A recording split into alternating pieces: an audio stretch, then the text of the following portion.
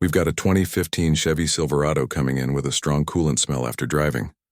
No warning lights, no overheating complaint, just that sweet antifreeze smell.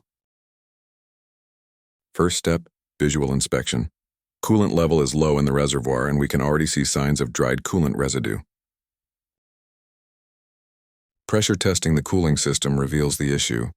The radiator is leaking at the plastic tank seam, which is extremely common on these trucks.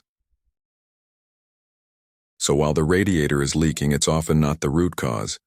The water pump and thermostat housing need to be inspected or replaced, or the new radiator will fail again. Recommended repair includes radiator replacement and thermostat housing, followed by a proper system bleed and pressure verification. Grease Tech here. Hit like and follow video service information for more breakdowns and mechanical carnage.